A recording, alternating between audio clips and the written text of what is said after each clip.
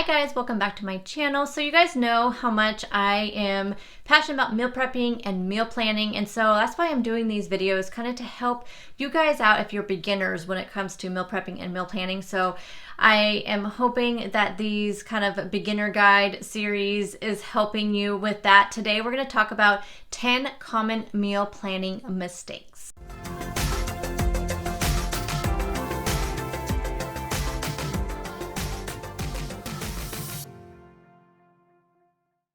Okay, as usual, I have my notes down here, so I have such a bad memory, you guys. So I just have to look at my notes to know what I want to talk about. So number one, not setting aside time to plan. Much like meal prepping, it is important to set aside time to meal plan as well. I know a lot of people, they try to rush to get their meal plan done, their grocery list done, maybe prepping all in the same day. That is way too much work. Way too much work to try to do. Plus, then you'll start feeling overwhelmed and you'll be really hard. Maybe you don't come up with enough meals, or you're just picking meals that you necessarily do not want or your family doesn't want, but you picked them because you just wanted to hurry up and get it done because you had to get your grocery order in if you do grocery pickup, or you need to get out the door because you have to be somewhere else. So definitely set aside some time to do your meal plan. That way you're being thoughtful about it, strategic about it, and you're going to get a good quality plan that your family wants and needs. Number two, trying to meal plan like everyone else. It is so easy right now with YouTube, Instagram, all these social medias out there, and you're just looking at how everyone else does everything and you think that that is the best way to do it. No, that's the way they do it because that is what works for them and their family. So, you know, some people when they meal plan for the week. Sometimes they meal plan for every 2 weeks. They do it for every month. I mean, everybody does it different. I personally do it by the week, but I used to do it every 2 weeks. And then I also tried monthly meal planning. Monthly meal planning was not for me. It did not work for me. I did not like it.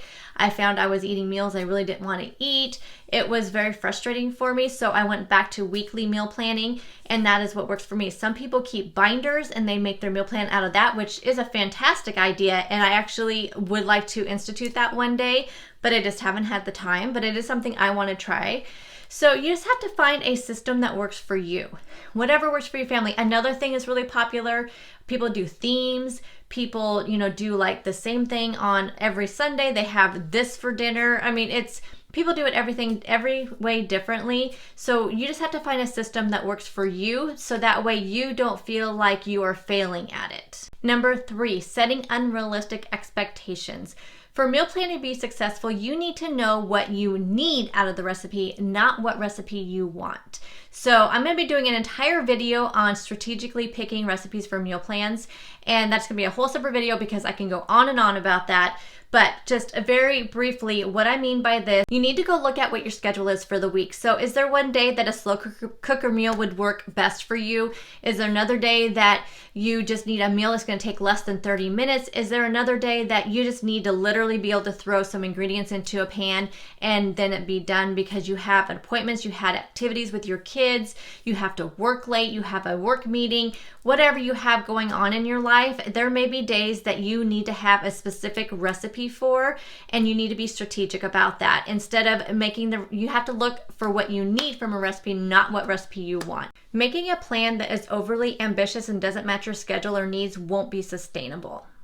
Number four, cooking new recipes every night. Some people can make this work, but I would not recommend it for beginners at all or people with busy families. I really think to have a successful meal plan is being strategic again about picking your recipes. So it's really easy to become overwhelmed by new recipes, ones that you just don't know. So I just highly recommend that in your meal plan every week, you definitely include some of your tried and true recipes and a new recipe or two and some simple recipes. I mean, I really think you should definitely include new recipes every week in your meal plan. It'll keep it fresh and new, and your family will just look forward to having dinner every night. But definitely throw some tried and trues in there too, because you don't want to make yourself just completely anxious and overwhelmed all week. We already have that going on, whether you work or whether you have small children. You definitely don't need dinner to be one of those times that you're also feeling like that. So definitely don't forget about your tried and true recipes. Just do not try to have 7 new recipes during the week. And number 5 is forgetting to save a new recipe. So you guys, I do this literally every single week.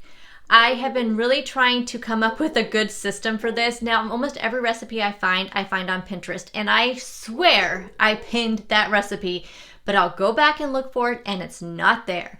So what I've done is in my meal planner, you guys know I have the Carrie Elle meal planner. I'll try to stick a picture of it up here somewhere. And in there is a section for recipe blogs. So I have made a list of all those recipe blogs that I love to follow. And I have like little code names for them. So Damn Delicious, one of my favorites. You guys, you know I love her recipes. And I just have DD. So what I do is after I film my grocery haul and meal plan, I go back into my meal planner and I will put a little like DD next to it. Or if it's one of my other recipe, Emily Bites, Skinniest Dish, all of those. I have a whole long list of all these recipe blogs. And I just put a little note next to them. But I also, if I know I just found it on Pinterest somewhere, I'll put pin.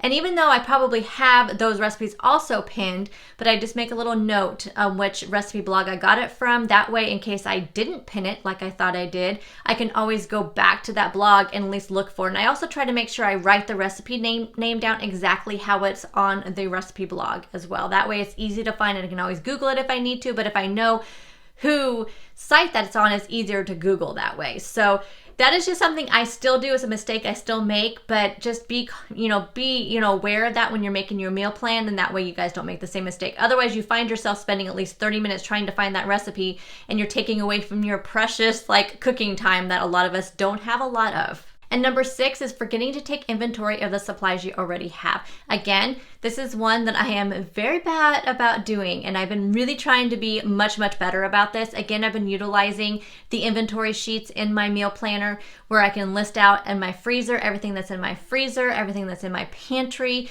So it makes your meal planning so much easier if you go into these, into your freezer and you're like, okay, what proteins do I have in here? What vegetables do I have in here? Is there something I forgot I had? Like this week, I forgot I had the Trader Joe's sausages in there and the Trader Joe chili lime burgers, and I was like, oh, I know exactly now what I want to make. So it can really help with your meal plan. Also, it can help with food waste because you're going into your pantry and you're looking at things you may have already opened. Like you have some breadcrumbs in there that you've had open for how long? So what can you make that uses breadcrumbs?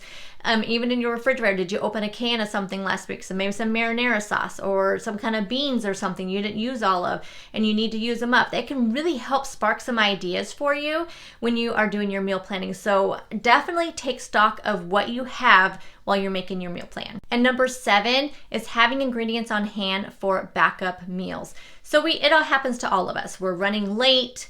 A last minute, your kid forgot to tell you about something that you had to do, so it's not going to work for that dinner you had planned. And what do we all do? We go through the drive-thru because that is the easiest solution. But if you keep ingredients for some of your tried and true recipes, some of your just super simple recipes you can throw together, one of them always comes to mind for me is spaghetti. Now, I personally don't always eat spaghetti, but it's something that I know I can throw together for the family because I always have a package of noodles on hand. I always have a can of marinara sauce on hand. Maybe I don't have any ground beef put in there, but at least it's something. I can throw some vegetables in there, but I always try to keep canned beans, extra pastas and rice and quinoa. I always try to keep some staples in there. Broth is another thing you want to make sure you have. So just have stuff in there that you can just make, some back pocket recipes. That's a good saying for it. So have some recipes in your back pocket that you can just pull out and you can just do easily, and you have the ingredients on hand. And it'll just really make your life so much easier on those nights where just things are not going according to plan. Number 8 is only planning for dinners. I think if you are on a weight loss journey or just a lifestyle change or healthy lifestyle journey, which you probably are if you're watching me, then I think to stay on track, you really need to look beyond just planning for dinners. Now, you may not need to plan for lunches and breakfast for your family, but that might make your life easier too, just depending on the ages of your family. For me, I will always make sure I plan my lunches and my snacks. It's something that I have to do, or else I will not stay on track. So I think that can be a huge meal planning mistake, is if you're only planning for your dinners. Also, if you're not planning for your lunches and your snacks, then you may not buy them at the grocery store, and then you're having to run to the store 2 or 3 times a week. And we all know we hate doing that, even though we all probably end up doing it. Like me, I still end up at the store at least a couple times a week. But If you try to plan accordingly, then hopefully it'll stop that. But I just recommend you definitely plan beyond just dinners. Number 9 is forgetting to plan for leftovers. So look at all the recipes that you are making for the week. Do you know for sure that there is 1 or 2 that you know will make leftovers? If so, then you need to plan for a leftover night. Again, it comes back to food waste. Also, just, you may have a night that looks like leftovers would be a perfect night because you'd just be exhausted, or just to give yourself a break from cooking one night. You also, if there's a casserole you're making that would be easily doubled, because most of the time casseroles, the ingredients you buy for them, you always have leftovers. You always have leftover pasta. You don't use all the pasta or all, whatever, the broth that you had to buy for it. So sometimes it's just easier to double the recipe, then you don't have those leftover ingredients, and then you have a whole extra meal for another day. So definitely plan for a leftover night. I do every single week. I have 1 or 2 nights that I plan for leftovers. So highly recommend this. I think that you will not regret it if you start implementing it into your meal plan. And number 10 is giving up on meal planning altogether. Don't do that. Meal planning, it takes some practice. It really does. It takes some practice to get it down. It takes some practice to make it work for you, where you feel like you just have this smooth week. So don't give up. Just, kind of go through like what I'm telling you in this video. Are these some mistakes that you make? I'm hoping I'm giving you guys some good suggestions to stop making those mistakes. And then just try a new system. Maybe the system you're doing is not working for you. Are you just trying to be too ambitious? Definitely step back and look at how you're meal planning, and look back at the reasons why it's not working for you. Look at why you end up going out to eat 3 days, going through the drive-through 3 days last week and you only cooked for 2 days last week. Look at what happened. What were those reasons? Were some of these things that I talked about today, would some of those have helped you? So just don't give up, because I think that anybody can be a meal plan master. I think anybody can do it. You can do it. So just don't give up on it. Let me know down in the comment section what some of the issues you've had for meal planning. What have been some of your obstacles when you go through the week and then you realize it's like, I didn't even make this. I didn't make this. What happened? Was it the grocery shopping? Were you not making your list accordingly? What happened? Did you not look at your schedule? Are there any things that I mentioned here that that have been mistakes that you have made that we should let everybody know about? So let's talk about it in the comment section. I hope this video was helpful for you. And I'm going to link up here my meal prep mistake video that I just uploaded earlier this week. So that'll be up there in the cards and down below in the description box. So I will talk to you guys in the next video. Bye guys.